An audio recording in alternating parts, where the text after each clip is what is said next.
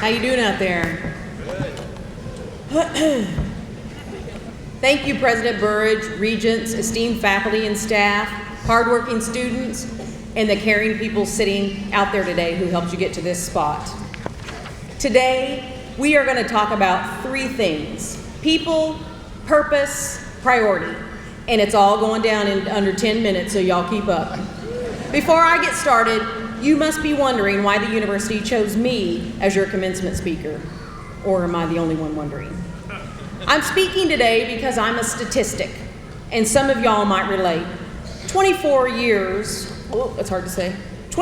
ago today, I was sitting right where you are.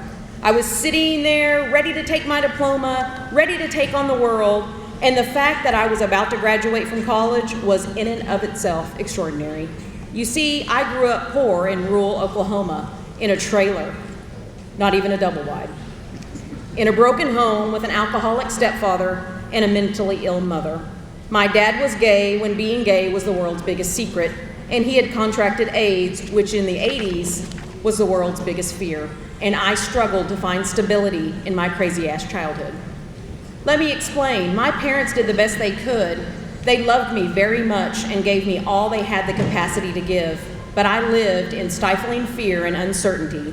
Will we have enough to eat? Are these the right clothes? Is this argument going to turn into a fight? Is someone going to find out that my dad is gay? As a child, having a gay dad was very uncomfortable for me to talk about, but as an adult, I'm very proud of my dad for realizing who he was. When you live in uncertainty and in a state of feeling less than, like I did, you keep secrets. You orchestrate your every move so that no one finds out the truth about you, that you are poor, scared, and not good enough, so I thought. I hide my secrets in humor, if you haven't already noticed. Humor is my family's love language, and we use it to communicate, crack each other up, and hide all of our hurt. If we can make fun of it, it won't hurt us. So you may ask how I'm standing here giving this speech without a meth tick, 12 kids, and all my own teeth. I'm standing here today because I found my people. Finding your people is the first of the 3 Ps. Think about yourself. If you don't feel loved, supported, treasured, or valued, then you haven't found your people yet. Find your people and love them, and let them love you. The foundation of my life was built on fear and uncertainty. I was fearful of not being or ever having enough. But early on, I found my sense of stability in others. I let very few people into my crazy world of instability, and those rare individuals helped to stabilize my hot mess life until I could stand on my own 2 feet. I found a support system, a group of people who helped me realize that I was enough, and I had always had been. My aunts and uncles, teachers who are now just like family, my best friends, some on this stage, some sitting right down there in regalia, and some who've loved me since I was 16 and drove 3 hours to support me today. All of these people helped me as a young adult find stability I was lacking to move forward in life as a mentally healthy person. So there's a choice in life: love and be loved, or don't. But I'm telling you that loving people, most importantly yourself, is one of the biggest keys to happiness. You have to let good, thoughtful, caring people into your heart. You cannot do life alone, I promise you that. The second P is purpose. Let's talk about purpose. So when I graduated from college, I had a pretty stable foundation to build my life on.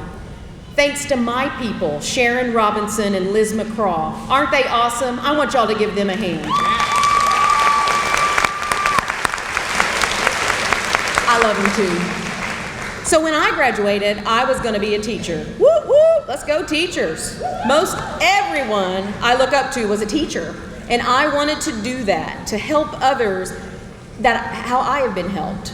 So, I tried really hard to be a good, diligent teacher, but I quickly figured out that I'm not cut out to be one. Oh my God, did you know you have to have a lesson plan every day? So don't just blindly follow others. You actually have to figure out what you're good at in life, or you will not be happy. I thought I would be a natural teacher. I'm hilarious. I'm fun to be around. I love to tell people what to do. Hello, I'm a natural. But I only had the fun parts down. The hard parts, like making a lesson plan for the whole entire year. Ooh, helping kids grow up, being a mother figure at age 21, all that did not come easy to me, but I thought my charm and smile could get me through. I just knew that I was going to be principal of that place in no time because I had a college degree from Southeastern, y'all. At first, I thought that it must be the school that had my teaching game off. I did teach at the prestigious Thackerville High School before the casino. Can you imagine that?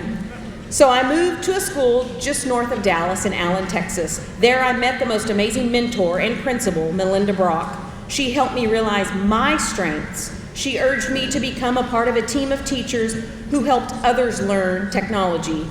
That is how I found my purpose. I am an encourager, a fixer of problems, and I really love working with people and technology. I am not, however, someone who can teach the same lesson over and over 6 times a day to kids who need guidance. Despite all my efforts, that just wasn't me.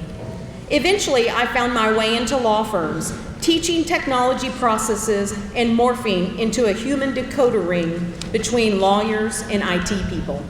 It's what I still do today. I translate people's needs into technology solutions. So there are 2 takeaways here. You have to actually do the work.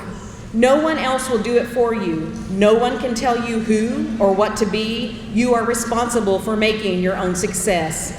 And you can't just get by with humor and a cute personality, although it does help.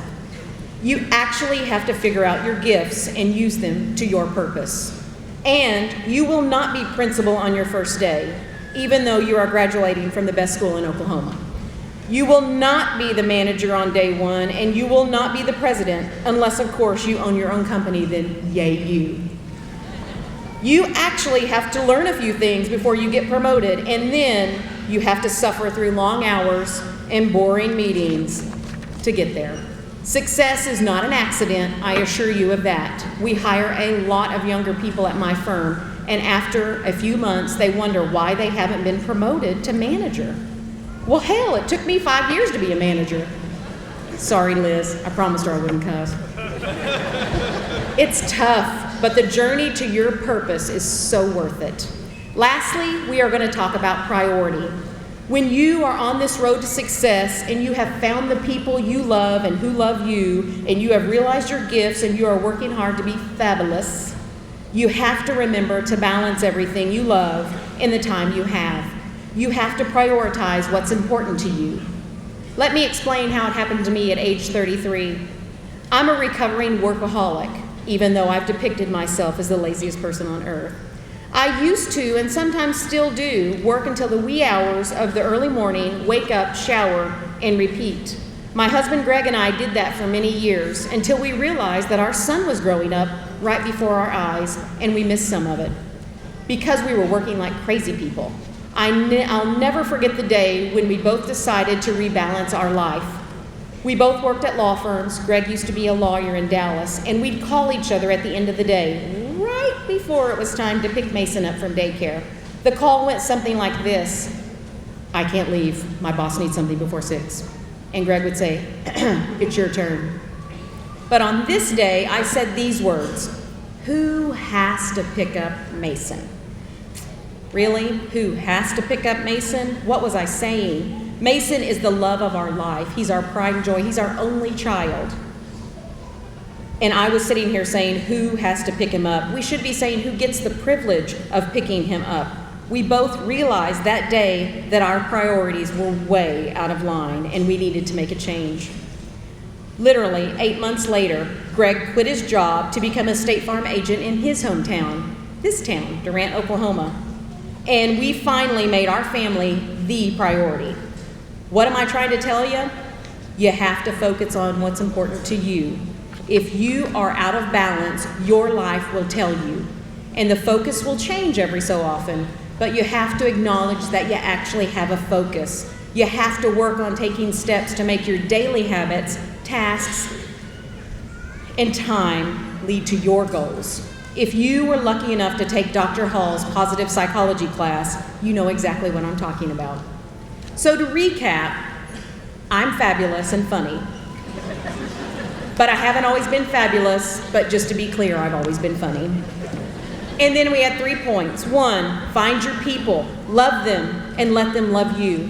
Find your people who remind you that you are enough, because you are. You are enough. God made sure of that when He created you. 2, do the hard work to find your purpose. You will not be promoted to principal or manager in a few weeks, even though you are graduating from the most amazing university.